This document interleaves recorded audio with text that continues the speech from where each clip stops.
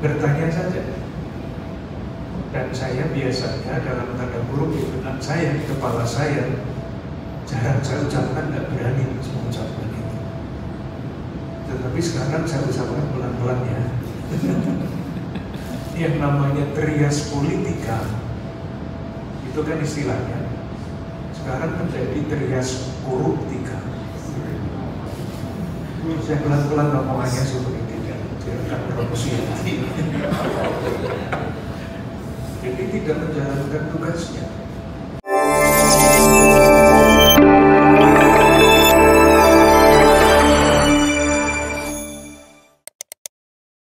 Saya mulai dari konsep, ya, mulai dari konsep.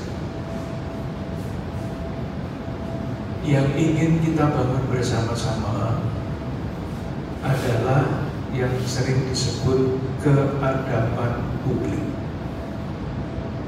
Keadaban publik.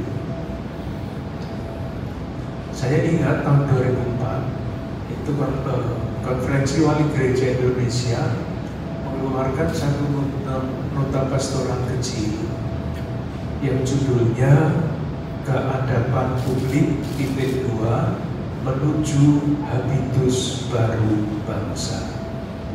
Sejak saat itu kata habitus sering dipakai. Nah, di balik kata-kata itu, di balik judul itu ada satu teori. Teori itu pasti salah satu dari antara sekian banyak.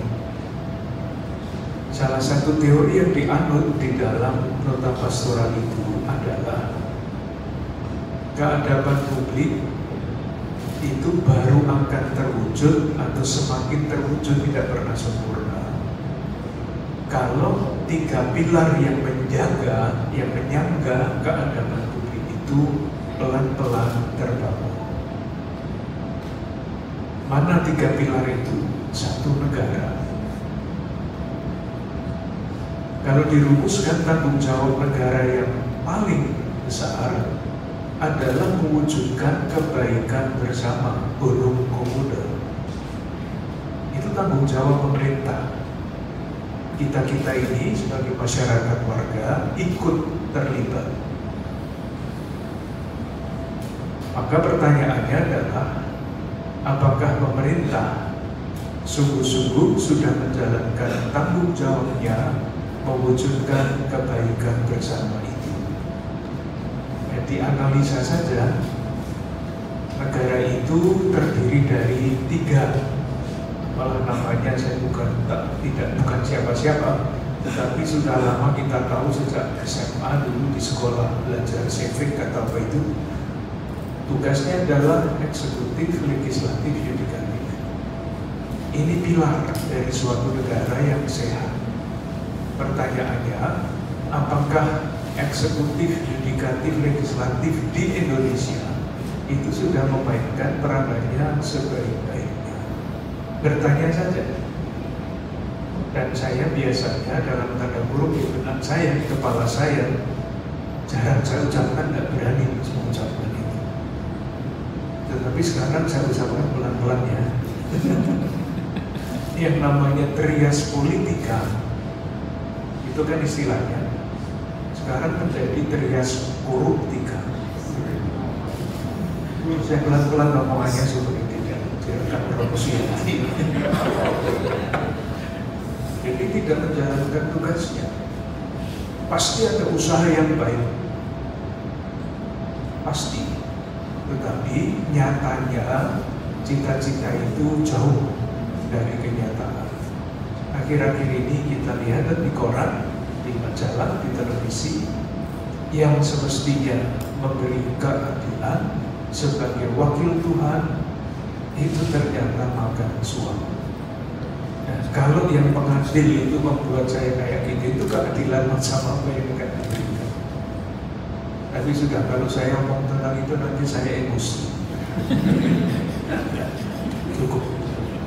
Pilar yang kedua adalah bisnis. Kalau tidak ada bisnis, tidak mungkin negara itu berkembang, tidak mungkin keadaban publik itu bertumbuh. Prinsip yang paling sederhana diucapkan dalam satu kalimat, satu kata, bisnis itu supaya menjadi pilar dari keadaban publik harus dijalankan dengan fairness. Itu kata kuncinya. Nah, pertanyaannya, apakah usaha-usaha itu dijalankan dengan fairness? Bertanya saja.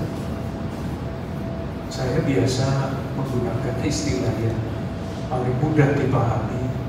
Kita sudah lama mempunyai istilah ini kayu Spanyol,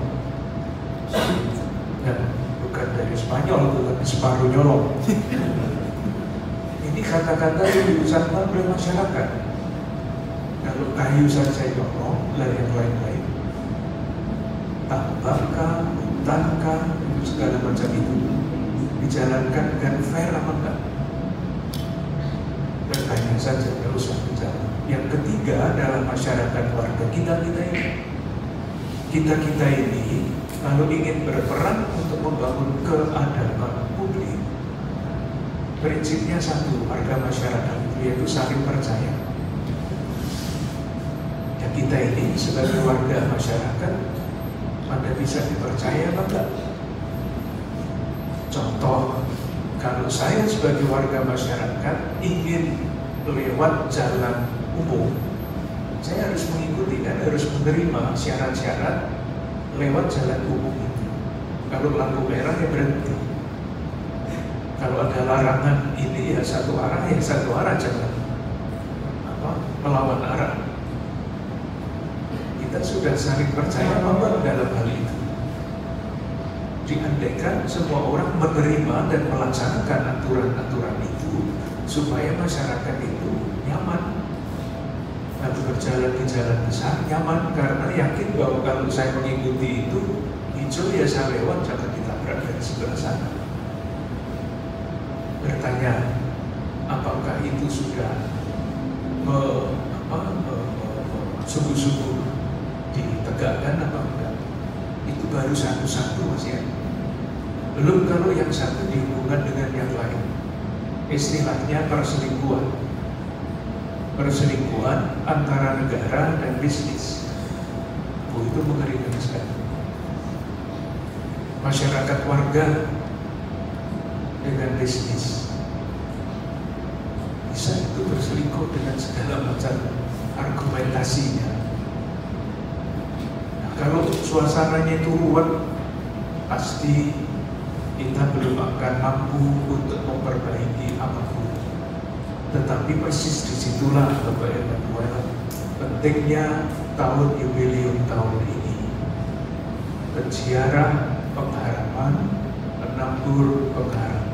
Meskipun dunia itu kelihatannya gelap bukan main, kita tidak boleh ikut merasa tergelap-gelap, tetapi terpanggil untuk menyalakan lilin kecil di tengah-tengah kegelapan dengan menaburkan benih-benih harapan seperti yang dilakukan oleh teman-teman yang sedang merencanakan acara. Bagi saya ini adalah menaburkan pengharapan.